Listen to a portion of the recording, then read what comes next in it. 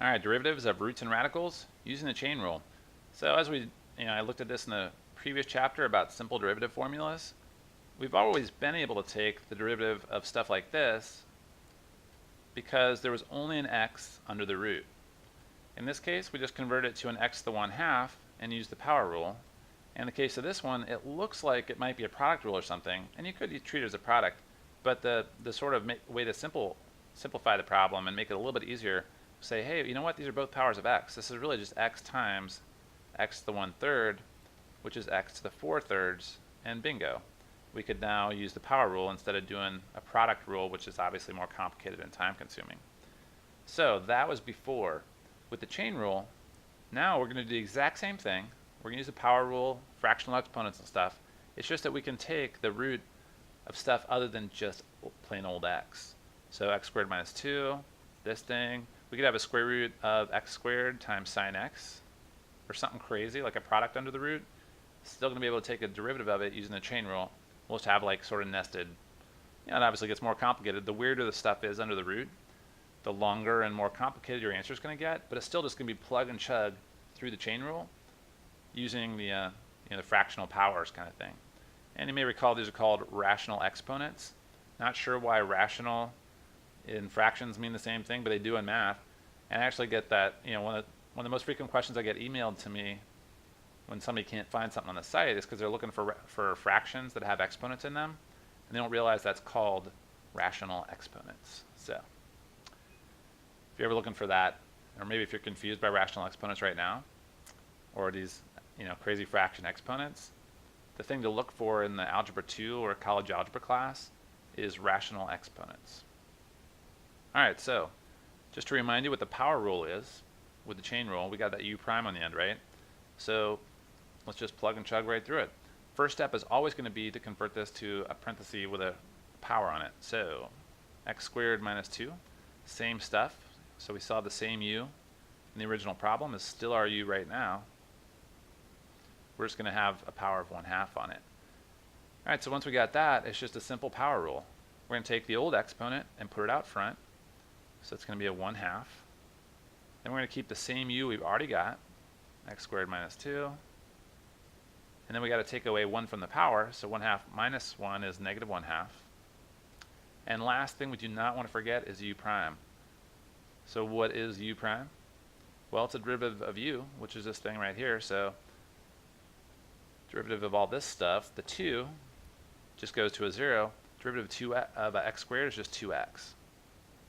All right, so now if you wanted to, you could present this as your final answer. There's two things I would do first.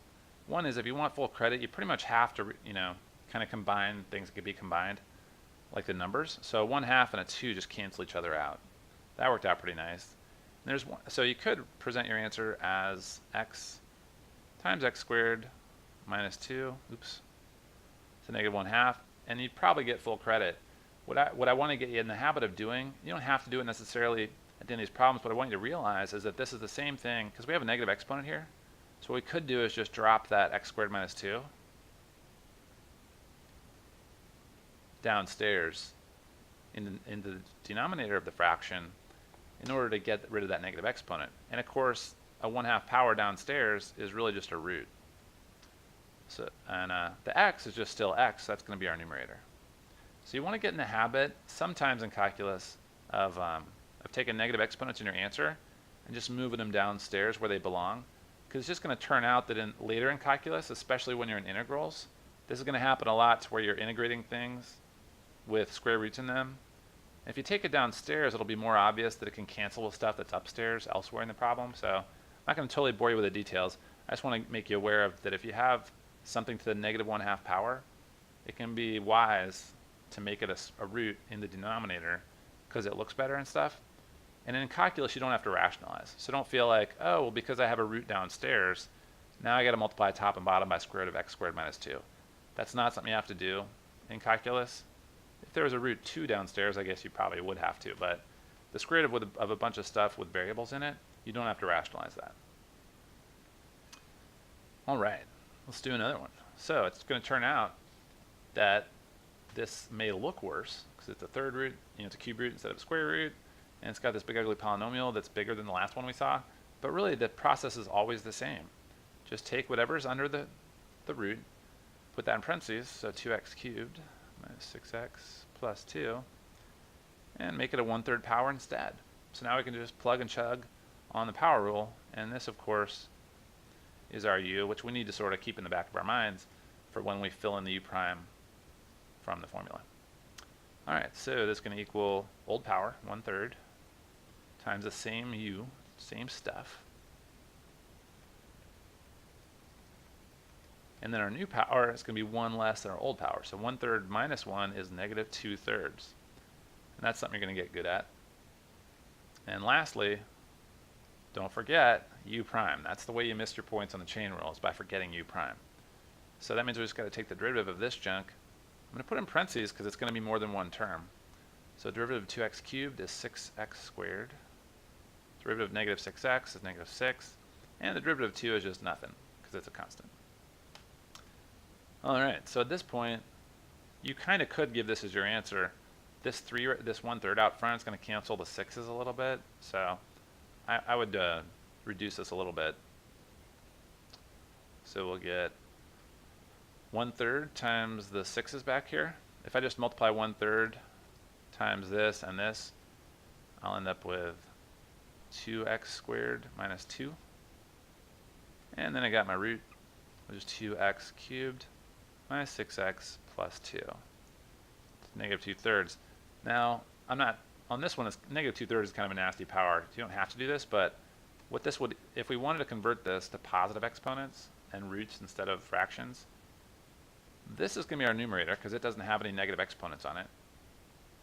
So we're just going to get 2x squared minus 2. And then this whole thing has become a cube root downstairs. So it's going to be a cube root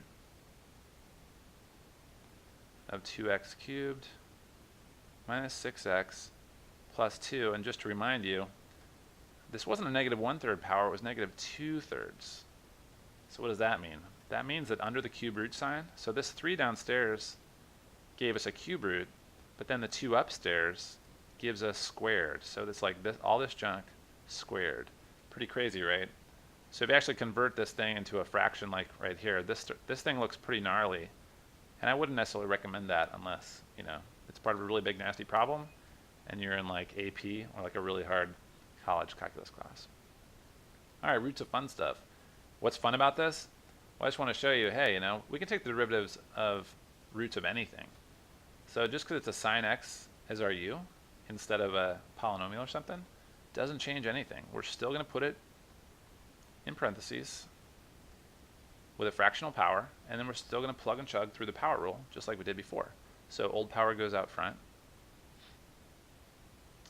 The u stays the same. So the thing in the parentheses stays the same. We take away 1 from the old power, so negative 1/2, because 1 minus 1/2 is negative 1/2. And we gotta multiply, gotta, by u prime. That's the thing you forget. Derivative of sine x is cosine x. And I only say that because I just almost forgot it, which reminds me to tell you guys, don't forget u prime. If I can do it, you can do it.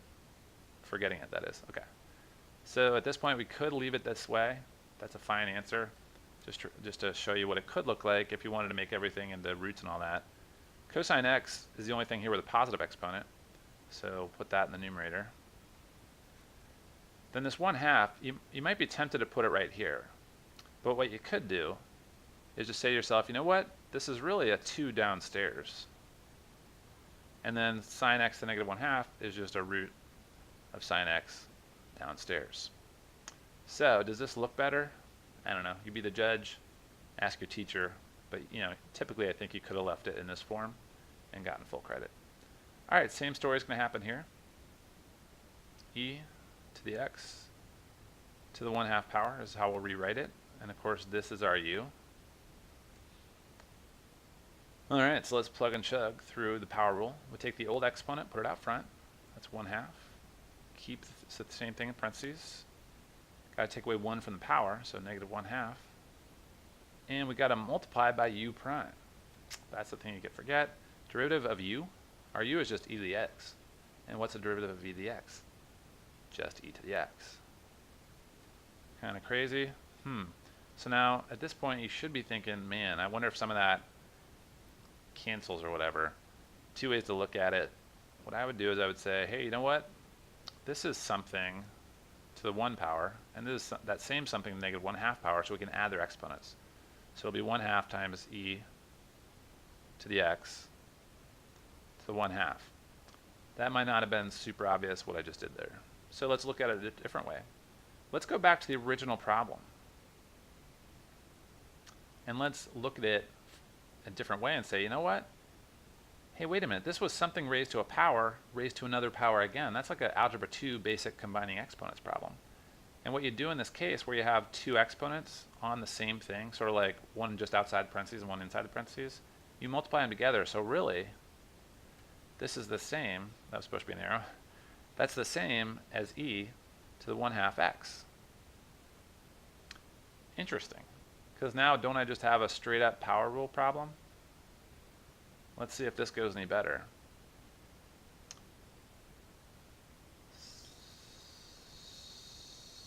Is it going to go better? I don't know. I'm nervous. Let's see. You know what? This is actually one we won't know how to do until the next video when we do exponential derivatives. But suffice it to say, we'll just get e to the 1/2 x. So basically the same thing times the derivative of this, which is just 1/2. All right, so forget I mentioned that. I just realized we don't know how to do it yet. But hey, you can do it this other way as well. All right, common situation, roots downstairs. So this is, we've already talked about this quite a bit, but if you have a root downstairs, really that's just a negative exponent. So to turn this into a power rule problem, instead of a, whatever you call it if you're taking the derivative of a denominator, I guess a quotient rule, what we're going to have to do is rewrite this as 2 x squared minus x cubed, but our power is negative 1/2 instead of positive 1/2. Once again though, now we've got a u raised to a power, so we're all set. We can just plug and chug through this thing. So we leave the 2 alone. The 2's out front, no big deal, just leave it. Then we take the old exponent, put it out front, so that's negative 1/2. And I'll put that in parentheses because I worry about forgetting that's multiplied. Then we keep the same stuff in the parentheses as usual, so x squared minus x cubed. Now we got to take away 1 from the old power, so negative 1/2 minus 1 is negative 3/2. Now we got to multiply by u prime. If our u is x squared minus x cubed, our u prime is 2x minus 3x squared. All right, now this is truly a mess. I wouldn't simplify this any. I would just, you know, the numbers you always want to simplify. So the fact that we got a 2 and a 1/2, those canceled, and just leave a negative 1. Don't forget your negative. So I would rewrite this as negative 2x minus 3x squared, and then x squared minus x cubed to negative 3/2. And I know that looks like a mess, but better that than if you try to put this downstairs. I'll show you. In case you have a wacky teacher, most students I would not recommend you do this. That negative sign in this first parenthesis don't have the negative exponents, so we'll leave them alone. And then what does a 3/2 power look like? So we got to take this whole chunk and put it downstairs to make the exponent positive. But what does something a 3/2 power look like? It's going to be x squared minus x cubed times square root of x squared minus x cubed. So 3/2 power, like x to 3/2, would be x root x, because it's really just x to the 1 times x to the 1/2, which is x root x. Anyway, I wouldn't recommend doing this. This one I put a box around is the better answer. All right, the last one we'll do. Now, there's a chain rule on a product rule. I'm going to wait until the next chapter to have the video about doing the product and quotient rules, like with the chain rule, because the product and quotient rules were bad enough the first time in the first chapter I did about them, where we did not use the chain rule. And they get really gnarly with the chain rule. It's just sort of all the confusion of the chain rule and all the confusion of the product and quotient rule mashed up together into like the worst problems ever. It's kind of like as bad as derivatives ever get. But there are situations like this one is not actually a product rule with a chain rule. It's just we're going to do we'll need the product rule as part of the chain rule. So if you look at what this one looks like once we raise it to a power, this is still our u, right? So when we rewrite that cube root as a fractional exponent, we're going to get x to the 4th times e to the x to the 1/3 power. So now we're just going to plug and chug on the chain rule. Take the old power, put it out front. Keep our u exactly the way it is, except raise it to a new power, which is 1/3 minus 1 is negative 2/3. Now here's the kicker. We need u prime, right? But this is our u. So I need my u prime right here. But the problem is that my u that I need to take the u prime of is a product. X to the 4th times e to the x. There's no way to combine exponents or anything. That's just a straight up product rule situation. So my u prime, even though it's a pretty basic power rule that I just executed to this point, u prime is going to be a mess. It's going to be the derivative using the product rule of all this junk. So let's label this. I'll work this off to the side. When you do the product rule, it's u times v prime plus v times u prime. So I find it helpful to label your u's. So let's make this u, x to the 4th is u, and e to the x is v. Doesn't matter which one you pick. So u is x to the 4th, and v is e to the x. So what's u prime? Because I'm going to need my u prime and my v prime to plug into this formula. So what's my u prime? Oh, it's just 4x cubed. And v prime is going to just be e to the x. The derivative of e to the x is just e to the x. That's a fun one. Alright, so I'm just going to plug and chug. So I get this formula. If I plug all this stuff in, I get x to the 4th times v prime, which is this puppy, e to the x, plus v, which is e to the x, times u prime, which is this guy, 4x cubed. Alright, so now I've got the derivative of u. All this was u prime, right? So crazy, but now I got to plug all this in for where u prime needs to go in this power rule. So I'll just copy it up there. Plus e to the x, 4x cubed. Alright, so now we have a mess here. And there is some simplification that could happen. Because you'll notice that we have an e to the x all over the place here. And we have x to various exponents everywhere, so we can conceivably combine a lot of junk here. I'm just going to leave it as is because I'm not trying to show you how to do crazy algebra. In this video, I'm just trying to show you how the chain rule is set up. And we already did the big trick. The big trick was that because the thing that's under the root, our u, was a product, we had to use the product rule when we found u prime.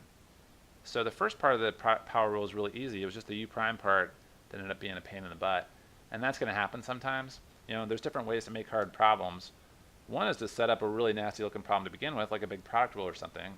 The other way is to take a product rule and sort of nest it inside of a chain rule problem, which was this one. Alright, so stick around.